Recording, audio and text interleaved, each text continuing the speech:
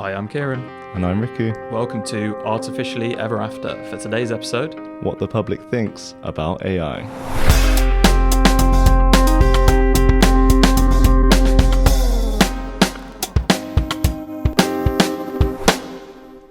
Okay, welcome back everyone. Welcome back. Thanks for tuning in. We've got a very special episode today. We do. We've been planning this for some time and actually creating it for some time, haven't we? So we're super happy that it's now finally out. Yeah, it's a bit of a different one. So yeah, Kieren, do you want to tell us a bit about what we're going to talk about? Yeah, so as the title implies, this episode is going to be exploring what the public thinks about AI and general sort of sentiment and understanding. And to do that, we got a very exciting opportunity to actually ask a load of members of the public directly and interview them rather than just look at some kind of survey that someone else has done, which we do as well alongside our own interviews. But yeah, we're going to be playing some of those live recordings from the people that were happy to give their voices to go on the podcast. And then alongside that, we also gathered some responses via kind of digital forms and stuff. Yeah, it was a lot of fun actually doing the research ourselves. Like, obviously we enjoy doing the research online, reading about all the different scientific reports and things, but it was so much fun actually just hearing from the people themselves and with all the nuances of their personalities and their excitement about AI. So hope you can feel that in the clips later. Yeah, and I think also it's such an important time with AI being integrated at such a rapid rate into society, arguably faster than any other technology that humans have created, and it's kind of way more pervasive and broad than other technologies. And you know, it's really important as that's happening to see how it makes the public feel and how people perceive that transition. So, you know, and in addition to that, with the mission that we're on with the podcast and Artificially Ever After, you know, we're trying to demystify AI and put people's minds at ease and explain things. And in order to do that, we need to know what some of the biggest kind of concerns are or limitations of people's knowledge or what they're kind of very comfortable with, maybe some misconceptions. So, you know, we have been reading studies on these types of things for a while, but considering we do a lot of live events as well in Bristol, our local city, we wanted to hear what the people of Bristol had to say as well. So in order to do that, we were super lucky that we got to collaborate with a science venue here in Bristol called We the Curious, which is kind of in the beating heart of Bristol. It's been around for 25 years, I think, now. Oh, wow. And I think most people in Bristol have been there or familiar with We the Curious, so we felt super privileged that we could do this within their venue. And to just tell you a little bit more about what goes on at We the Curious and what they do, we're going to play a little interview with Joe Daly, who was our point of contact there and absolutely incredible with helping us run this event and do everything there. So here's Joe to tell you about We the Curious. So We the Curious is a science centre, not to be confused with a science museum, which is quite similar. But one of our big ethos here is kind of encouraging people to interact, get very hands-on with things, whereas museums tend to be a bit more things behind glass. True. So our whole vibe here is just kind of interaction. Nice. So what types of exhibits have you got here? What sort of things can people interact or play with and learn? So on our ground floor, we have exhibition What If, which is based on 10,000 questions that we collected from people all over Bristol. That's so cool. And we kind of picked some of those and we built exhibitions kind of around those. So we have questions like, will science ever be able to see the soul? Why do people like rainbows? Will we ever be able to get rid of illnesses? And we've kind of built these exhibits around that. On the ground floor, where we are currently, is our Open City Lab. So here we do projects with active research, either with academics, and we're looking into exciting things where we can sort of build our own research projects potentially in the future to give basically the people of Bristol and beyond a place where they can really have an impact on research that is happening. Yeah, super cool. And that's just the ground floor. So and there's two more, right? There's one more upstairs and there's our event space as well there. Yeah. Awesome. So hopefully that covers a bit more about We the Curious, and we're actually within We the Curious. They have the Open City Research Lab, and it's really cool because rather than framing us as the AI guys, with the answers, they actually flip it where it's the public that have the answers, and we absolutely love their approach with that. Yeah, they do some really cool research in there and collaborate with different like educational institutions such as the University of Bristol. And we approached them and they've collaborated with us, Artificially Ever After, and that's where we were conducting our interviews, was within this little corner of the venue, whereby we were kind of doing research on how the public feel. So alongside the interviews, we actually made our own Artificial Ever After kind of exhibit kind of thing. So as Kieran's mentioning, we're at the science venue, and a big part of this venue is that it's super hands-on, and very interactive. I actually love the place, so I really recommend it. But so we made a generative AI stand. So there's a keyboard and this big blue Artificial Ever After blue-coloured button. Yeah, a big generate button, wasn't it? By the way, sorry to interrupt you, if people go on our social media, you can see some video clips of people interacting with it. So yeah, there's some really cute photos of some kids interacting with it. And yeah, the central question was, if you could create a picture of anything, what would it be? So I think we were trying to tap into more the creative side of these tools, but around this screen where it shows the AI images, we had these suggested prompts. So stuff like, can you create an image of someone writing with their left hand? So do you want to explain the intuition behind that one? Yeah, so on this one, we were trying to highlight some biases in these AI models. And rather than going for some kind of social and ethically, what's the word? Ambiguous. Yeah, and controversial.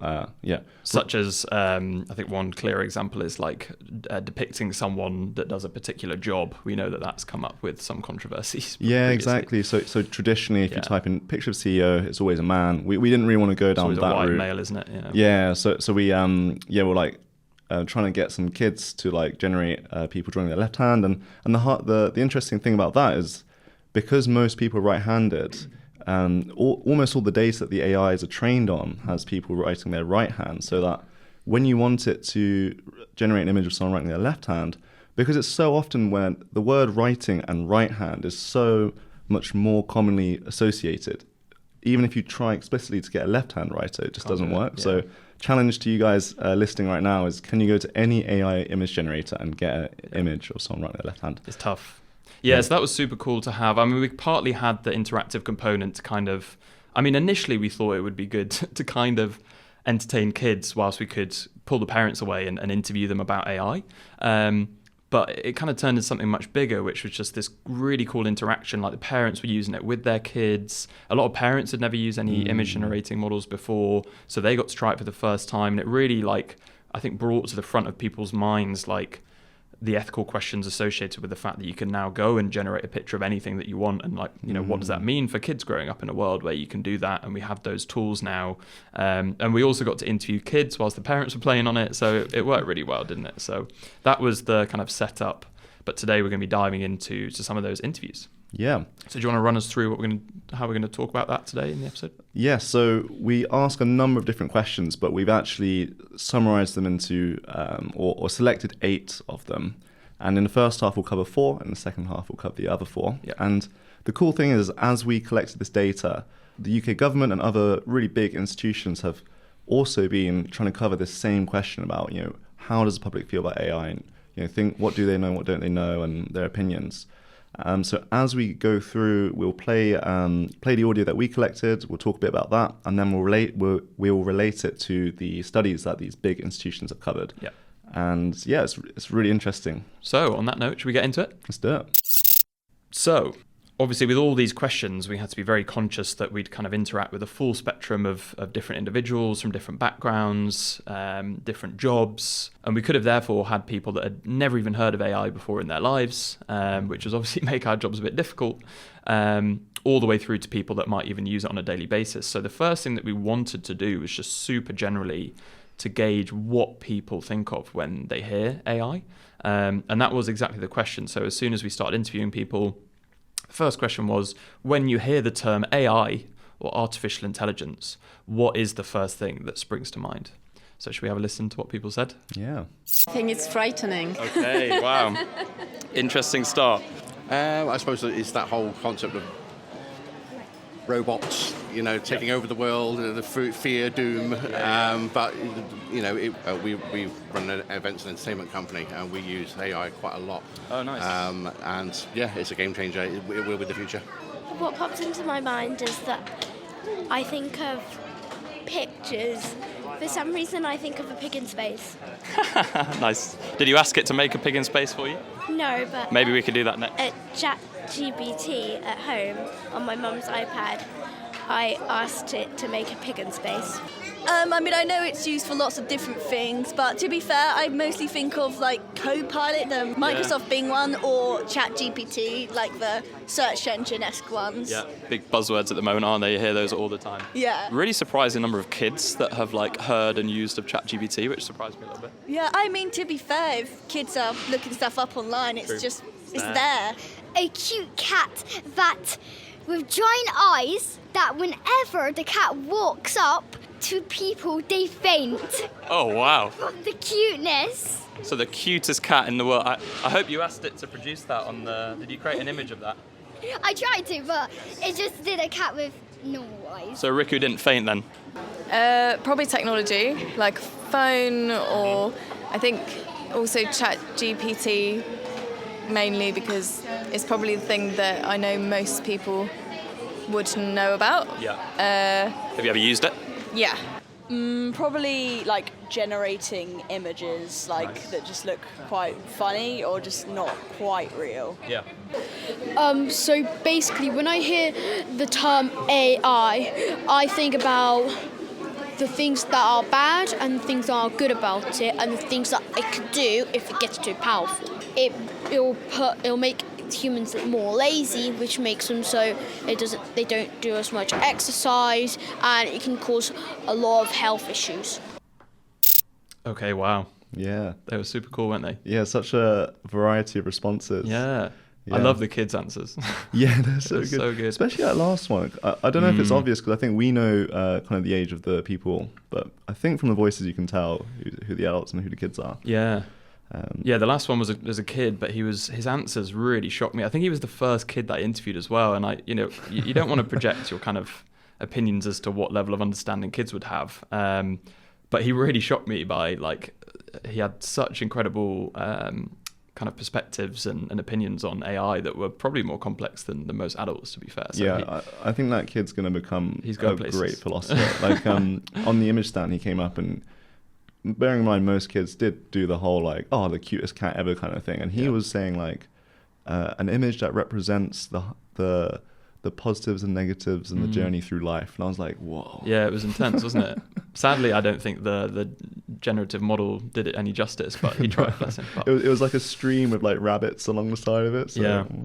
But anyway, so some running common themes throughout those. A lot of people, even though it's only been out a few years, just jump to ChatGPT straight away, don't they? And generative image models. So despite, as we've discussed on this podcast, the fact that AI has been around for decades and been integrated into our phones and social media for, a couple of decades, it's only in the recent years, I think, that people really have a kind of strong association of AI with one particular thing, which seems to be ChatGPT. Yeah, exactly. And I think that's actually a switch that's happened recently. I wonder... if you ask people maybe 10 years ago, people would generally respond with robots and these embodied AIs. That's whereas so true. Now we're seeing this switch into more AIs and their capabilities and chatbots, image generators. That's a really good point, yeah. I guess the fact that AI, I guess compared to what it did historically, which was kind of identifying patterns in data and predicting things, which isn't super sexy, but whereas now, it's generating brand new things, which I think grabs people's imagination much more, and they can run away with it, which people were definitely doing with the stand, weren't they? Yeah, and I think that from the very beginning of those clips, we heard the word frightening, I think, and just to relate this to this government, it's the Wave 4 survey. So the government have actually periodically been doing kind of a similar survey where they asked the public how they feel about AI. Yeah. And we've hit the fourth one, and basically the most common word there is actually scary, and another one's worried. So I think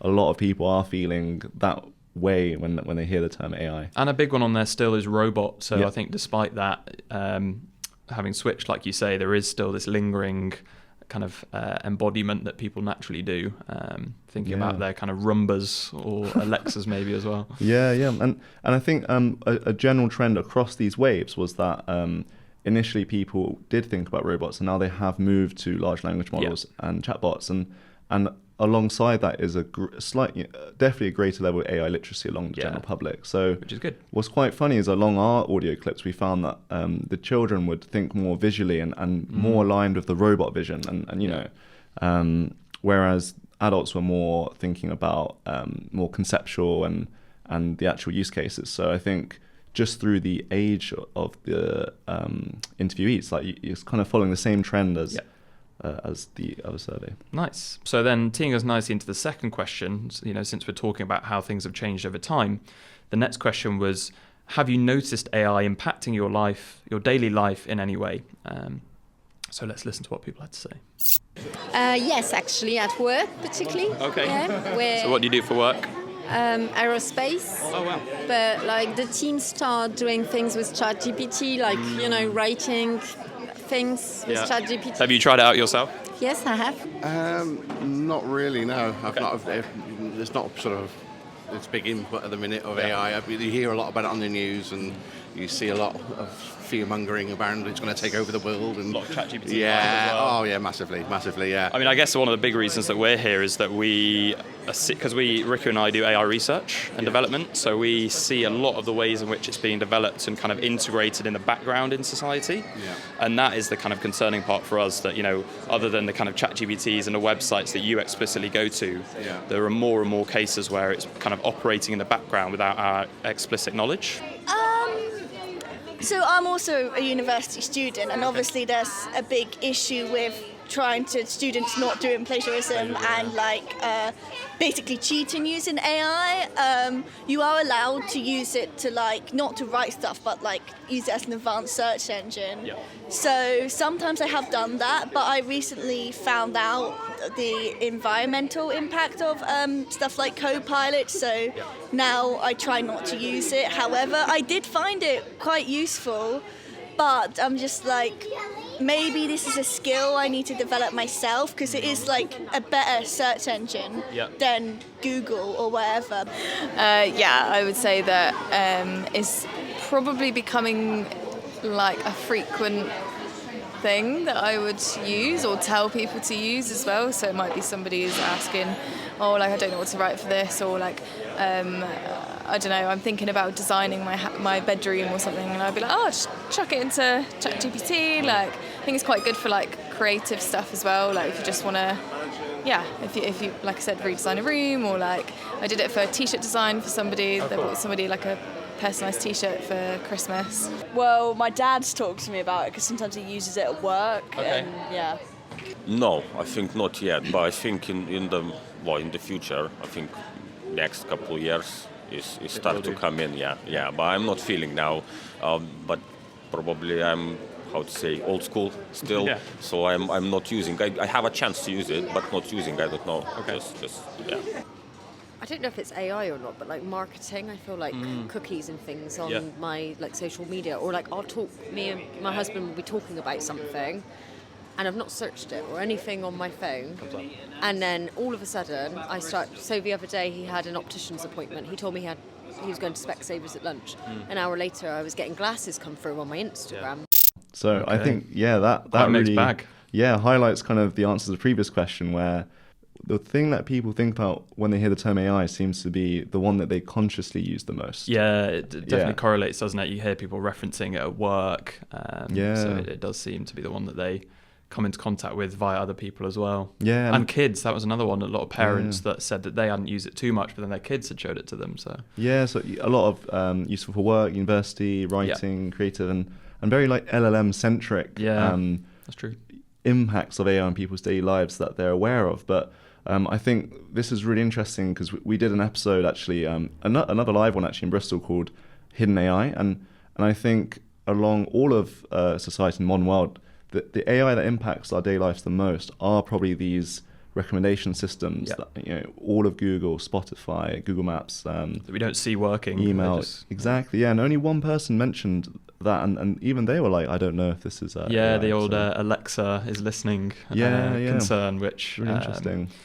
As we know, I think in that episode we might have mentioned that an Amazon spokesperson did mention that they can potentially indirectly take recordings and use them to influence targeted ads. So yes, Alexa probably is listening in answer to her question. But yeah, really cool that someone mentioned that and is obviously aware that is falling into that category of AI. But it's quite shocking that nearly everyone is somehow referencing generative AI. Yeah. But, I mean, linking this to the government survey, 28% of the general public use AI chatbots for either work or personal uses at least each month. Yeah. 34% use chatbots outside of work, and 27% use image generation outside of work. So there's definitely more usage of chatbots over image generators, but still quite a large proportion, I'd say. Yeah, and I saw a statistic recently from a Microsoft research survey where they found that I think it was as low as like 20 to 30% of people that use AI chatbots and other models in work were actually only 30% were taught how to use it within their work setting. So most people, I think, are just going out of their way to use it on their own accord, which is, slightly concerning, but yeah, I guess that's how we learn to use Google and things. That's true. Yeah. I guess the fact they're just so much more capable, though, is why we need to start thinking a bit more as to do we need to train people properly and make them aware of where these models can have limitations and what you should and shouldn't use them for.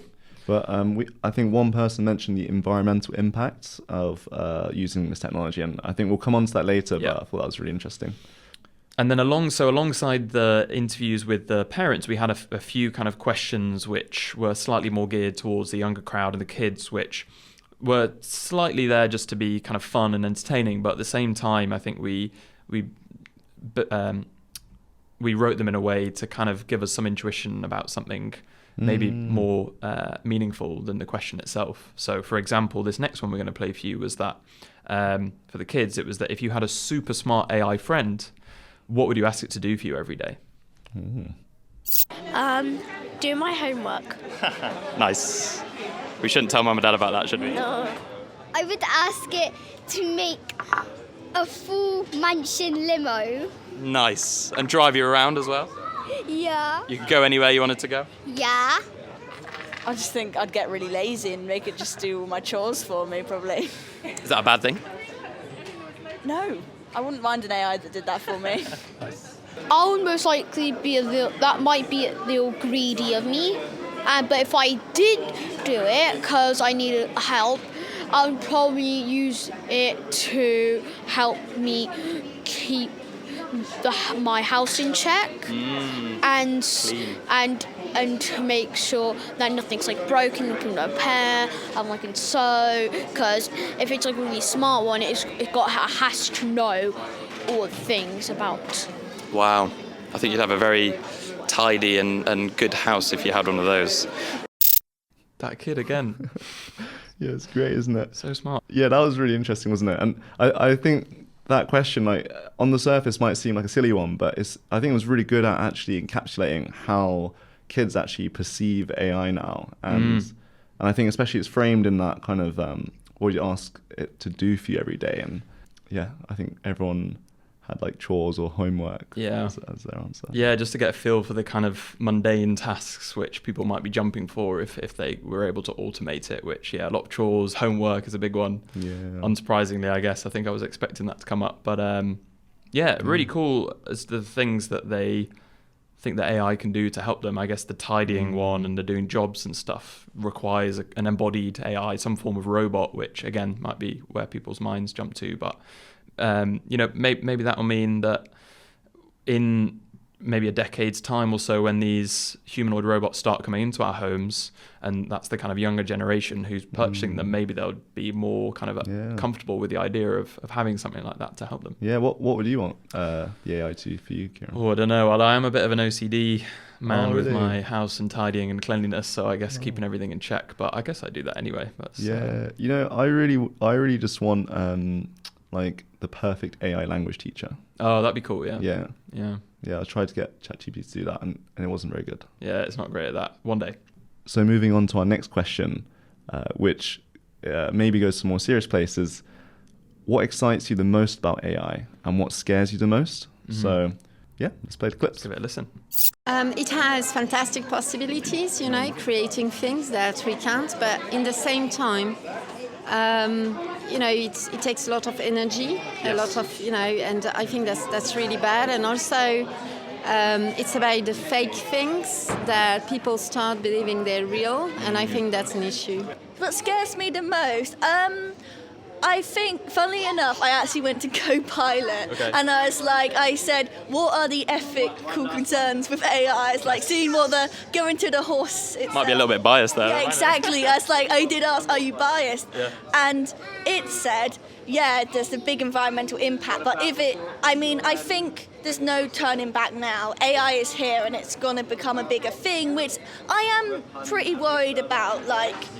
I'm not sure if I'm worried about the whole robots taking over the world sort of thing, but more did children, the next generation alpha, even generation beta, how much is AI going to start coming into primary school age? What effect will that have on children growing up? Will they not have skills that many people have had to learn without AI?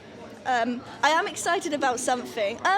I think I'm excited about people working out how to make AI more environmentally sustainable, because it's got a big impact, but it is a problem, and if people care about it, where there's a will, there's a way. Can I see it being a good thing? I imagine there are lots of ways it can be a good thing. I'm worried about it in a sense of it taking human jobs away, and the impact it will have on a lot of people's work, really. I work in healthcare. I'm not too concerned about it in healthcare because I'm not quite sure how...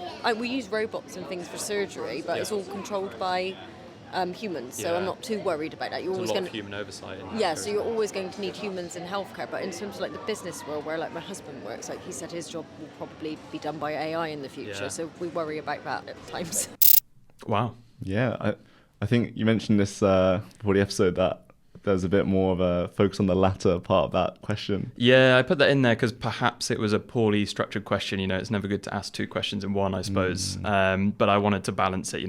I guess I wanted to give them the freedom to go either way a little bit. Yeah, hopefully. which is telling in itself, right? Yeah, exactly. I mean, maybe because I, said what scares you the most after what excites you the most, it was the last thing that they heard. But who knows? There was a slight bias towards people answering about what scares them. But we had a bit of emphasis from our respondents about the environmental impact of AI, and yeah, it was definitely a common theme. Yeah, which is quite interesting because the government survey actually found that twice as many people were more afraid about data privacy and security of this AI deployment versus the environmental impact. So yeah, environmental was low, wasn't it? It was only 12%. Yeah, it was 12%, whereas risks such as data not being held securely was 57%. So it was a lot more.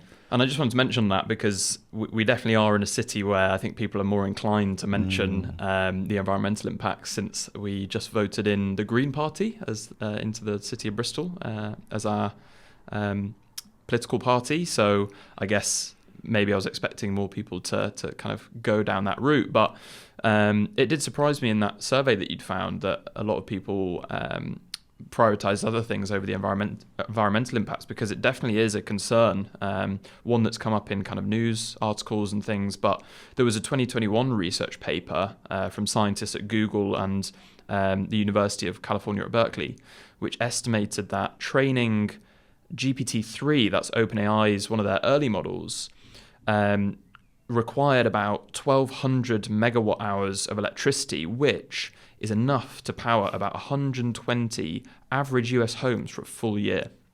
Oh, wow. And generated about 552 tons of carbon dioxide. So really, really energy hungry. And we keep seeing this crop up. And this was one of the early stages of these models, and they've only got bigger.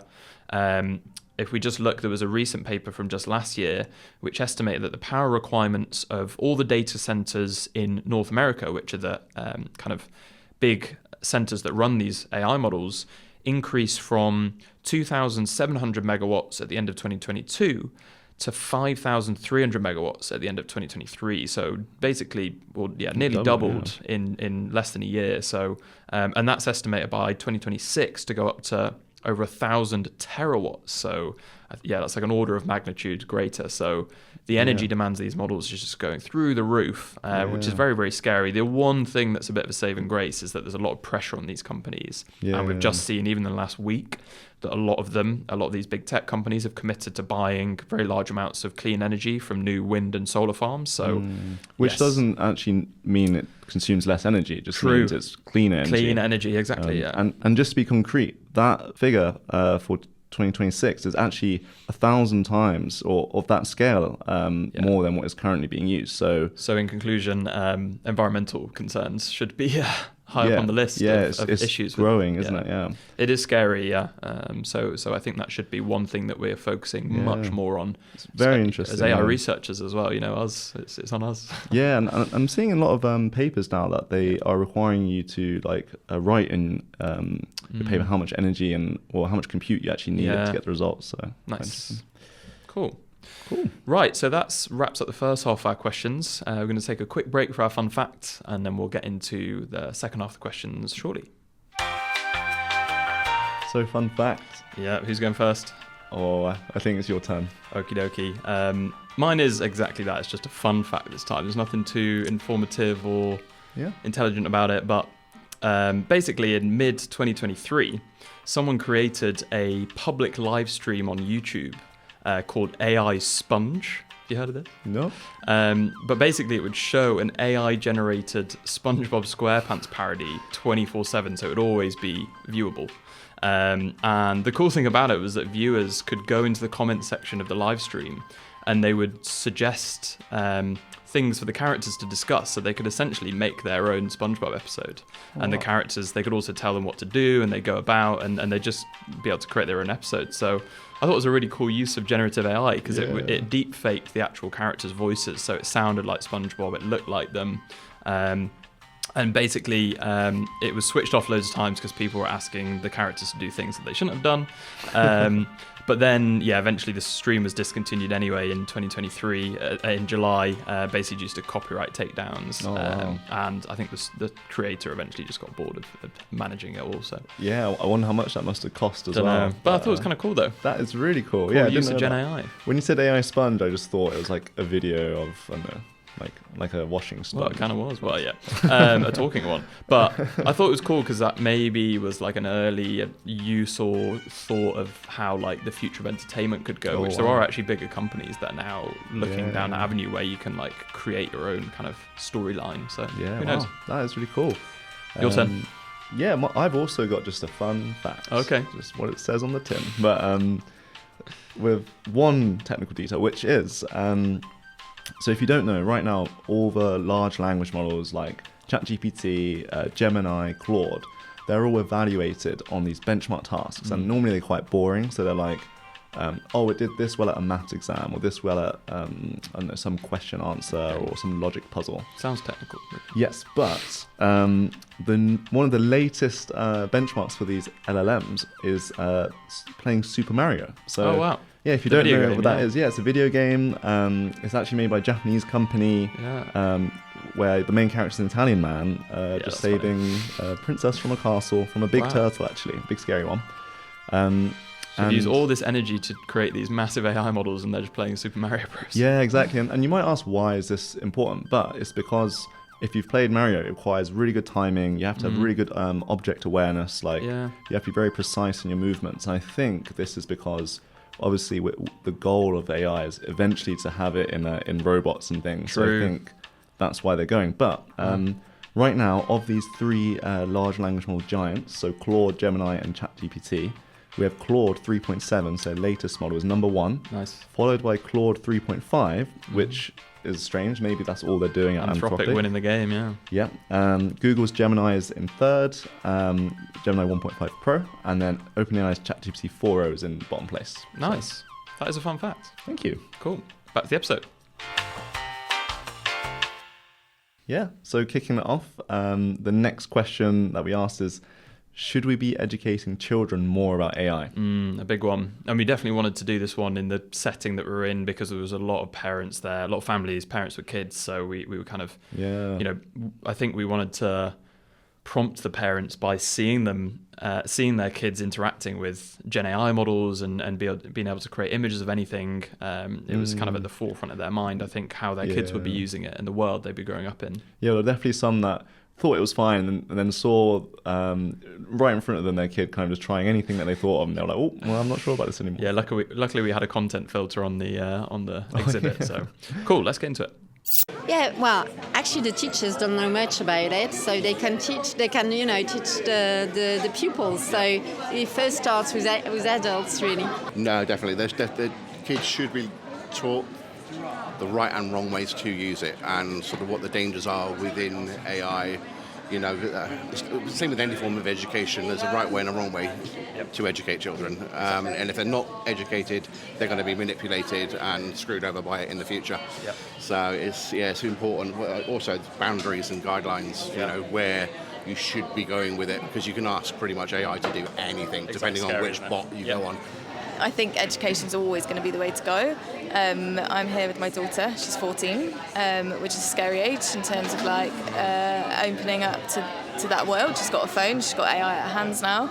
I think if you don't educate children on AI, then they're not going to know what it looks like. And obviously there are images that are AI generated, you know, when it comes to things like body image and like, I don't know, like doing certain things, you might look at, you know, they might watch a video and think, oh, that's cool. If you do this thing, you can, oh my God, you can jump off that building and fly, like, you know, and they might try it. So I think education with anything that's we can't control, it's coming. So educate. Probably, yeah, because like if you use it in the wrong way. Yeah. I think to use AI, we need to be, we need to be wise how, because it's a lot of like things people saying it might turn around against us is a possibility. So we need to know how to use it. Like to be first one is how to use it safe. Yes. Yeah, and I do think it scares me because I don't know enough about it. So I think it's not just about educating children, but actually educating myself as parents as well, because I wouldn't know how to support them because I don't have any idea about it myself. Wow, that was a really interesting one, wasn't it? Yeah, I'm glad people want their children to be educated. Yeah, that's true. We'd be out of the podcast. Yeah, that's also true. I think someone made a really good point, though, which is like, you know, there seems to be a general consensus that we should be educating kids, but, you know, how do we do that? It's a very different question. What is the correct way to educate them? And which types of AI do we want them to be skilled with and should be using at an early age? So these are all completely unanswered questions. So what's really interesting is I found some survey results from teachers that were interviewed from America. So they were asked, when, if ever, do you believe students in your district should be taught about how AI works? And 88% of them said before the age of 18. Wow. And so that's what the teachers think. The teachers agree that the kids should be taught how AI works, but 78% of them agree that they don't have enough time. They've got enough things on their plate to teach kids about AI. So there's a real kind of demand and lack of supply for that, in the current framework. That doesn't surprise me with how much teachers have to do already. And as we heard, another challenge from what we heard in those interviews is that you know, we're asking these teachers to educate kids about stuff that often they themselves don't have any understanding or education around. So that's the first thing is being educate adults and also educate them to a level and in a way that they can then communicate that and educate children. That's a really difficult task. And I know, you know, we've done stuff with educating children and it's a completely different challenge. Yeah, because I mean, I love this like Richard Feynman quote, which is, if you can't explain it simply, you don't know it well enough. And it's really difficult because when AI can be explained simply, but it does, I definitely think it requires quite a deep level of understanding to be able to do that. So I think there's a real gap there given the amount of things teachers in general have to deal with. Yeah. And, you know, I guess this survey is you can see something quite interesting really, which is that they don't think kids at too young of an age should be introduced or taught about AI, which I think agrees with what the parents had an intuition around, which is that you know, at too young of an age, I guess there's a level of reliance or de-skilling that could happen, whereas potentially if they are allowed to develop some of those skills on their own and then see AI introduced as a tool rather than the only option, then that would make sense to bring it in at a later age and then educate how it can be used alongside existing skills rather than becoming reliant or dependent on AI. Yeah, it's a really interesting point, because I think a quote that stuck out for me is not to let the kids get manipulated and things. And I think a lot of people's concerns about AI's use is actually how it's used on the internet. So I wonder about these people who are saying, oh, well, don't expose kids to AI too young. Yeah. I wonder if they're happy to let them go on the internet. Yeah, that's a good question. And it actually teases very nicely into our next question, which was aimed at the kids. We heard what the parents thought the kids should be doing, but we wanted to know from the horse's mouth, so to speak. We asked the kids, would you like to have an AI that could help you with your homework? So I guess that tells us how quick they would be to jump to use this to help them in school. Yeah, that would be really cool, because I could, when we're doing like our English writing, we have to come in with our homework and print out pictures. Oh, okay. But if every kid had a little like AI pod, they could ask it to say, if their homework was marine life, say print a picture of a turtle, or that's a picture of a dolphin. I would ask it to help me do my homework so I could be the smartest. I mean, yeah, because like if you learn differently, then you could probably the AI could learn how you enjoy learning and make it easier for you. I'll definitely use it for homework. That was a quick answer. Yeah, I know. But the thing is that when you do homework, you lose time with your family. You lose time to relax. Because homework you do at home. Home is the place of relaxation and the place where you shouldn't do work. The wise young man strikes again. It sounds like he's got a 9 to 5 throughout the day. Yeah, I didn't include it, but after he said that, I did agree with him on that I think home is the place for relaxation, not homework. So hopefully he didn't tell mum and dad. But yeah, but that was really interesting. I think we've got a nice mix of responses. True, but a full house of yeses. Everyone thought they would use it. Oh yeah, I think that had to be a given. Yeah, it was true. Yeah, we had a secret prize if a kid said no. But one that stuck out to me was seeing that AI can help adapt to your learning needs. I think that's actually a really cool use of AI that is slightly underappreciated. I'll never forget this quote where I did a little research project, part of the PhD, and asking people exactly this question. And a parent was like, it's way more fun to have Goku or Batman teach your kid maths than some old... Yeah, and I guess there was another one that I'd seen. Khan Academy is a company that have been in the kind of education game for a long time, and they're now starting to use generative AI to help. Yeah. And if you're learning about Shakespeare, you could have your kind of questions answered and explained to you in the style of Shakespeare, or if you're learning about something else. Anyway, yeah, I'm with you there. So whatever you're kind of learning around, it can just be tailored and make it much more engaging and entertaining. So that was cool that he had an intuition around that. With risk of kind of extrapolating or assuming what some of the responses were, but what the kid was like, to become the smartest. And one thing you could take from that is that AI tools can help you learn faster. And we have seen there have been studies with coding and things where in some circumstances, if you use a tool correctly, you can definitely learn much faster in certain ways. Yep.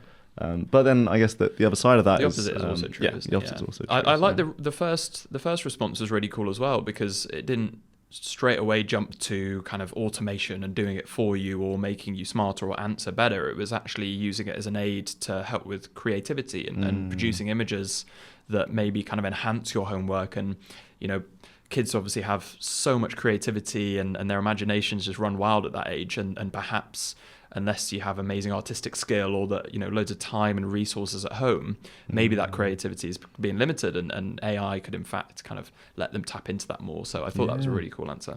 Yeah, and then the last one as well about home and the idea that ideally the AI is doing the things you don't want to do in life, and it gives you time to do the things you do enjoy. Yeah, so exactly, that's a good point. Yeah. Nice. Quite insightful. Yeah, and then the last question, which was for the adults mainly, which kind of came off the back of a few questions in a row, which touched on the slightly negative or concerning sides of AI and its speed at which it's being integrated. We wanted to shed some light back on maybe its positives and why we are doing AI research and why we want to talk about it and why it's still good to have it in our lives. So we asked people that, if you could design an AI system to solve one major world problem, what would it be? So let's hear what people have to say. Oh, funnily enough, it would have to go back to climate change. Nice. Although, obviously, the whole AI is using loads of energy and water, but...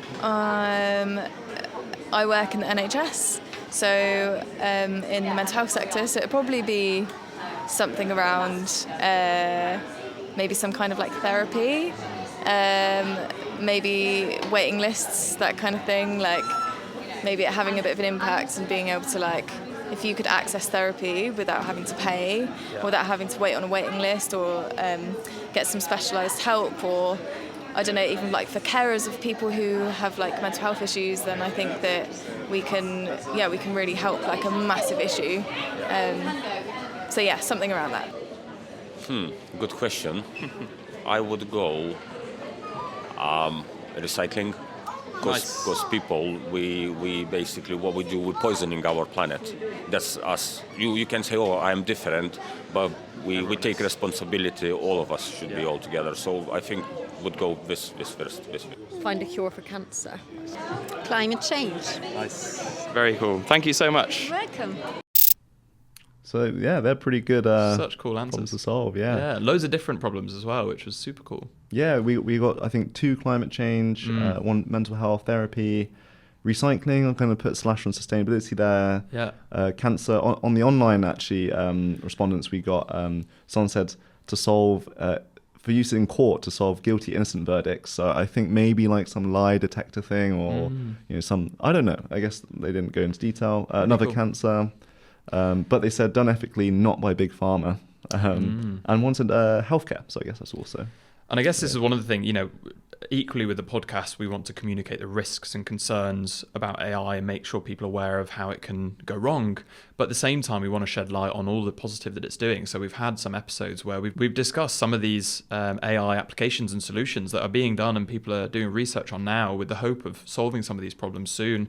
One springs to mind. We had that episode where we were very lucky to interview the former NHS AI lead, and they're doing some really cool work on helping cut wait times by using AI to, rather than just scheduling random appointments for people, they would take loads of data points on individuals, such as their working hours, how far away they live from the hospital, whether they have kids, to help predict the best time for their appointment that would have the most likely chance that they would attend.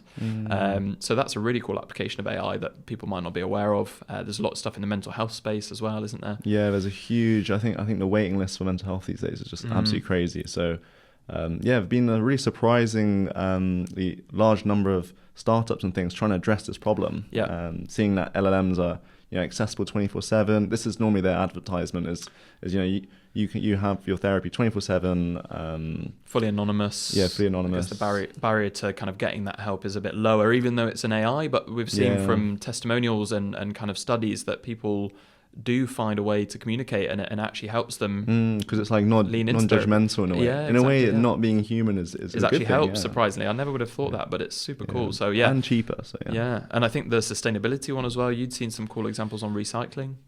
So I have a friend actually who works using computer vision. So it's like a camera hooked up to this AI model that kind of it tells you how to separate this kind of conveyor belt of rubbish. So I think in our house we separate it ourselves, but I think for some bin collections it's all mixed, so they use that. Wow, that's so cool. You can see AI used for clothing as well, so upcycling clothing. Upcycling clothing. So there's also ones with like putting in photos of the contents of your fridge. If you've just got random ingredients and leftovers, it can help you reduce food waste by suggesting recipes that you can make from all those leftovers. So it's nice to see that the problems that they feel need solving, people are actually working on, and AI is being applied to that, and not just to make kind of very general purpose chatbots, that we still have these specific AI applications to try and solve real world problems. Yeah, and just to tie us to one of the biggest studies is the Alan Turing Institute in the UK asked this question, how do public feel about AI, and of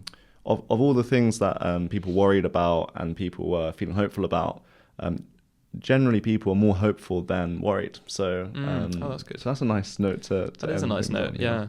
I think people are very conscious and aware of the concerns. Whether they just have faith in humanity or the users of the AI to do the right thing and use it in the right way compared to maybe having that faith in the big tech companies creating them. I don't know, but it's nice to know that there is some faith still in there. But last question then, which was just to bring it back to a light-hearted one for the kids, to end on a positive note for them, whilst also, potentially getting some intuition as to some anthropomorphization or some insight into how kids perceive AI. We asked them, do you think a robot pet or a kind of AI pet would be as fun as a real pet? So let's hear the answers to those.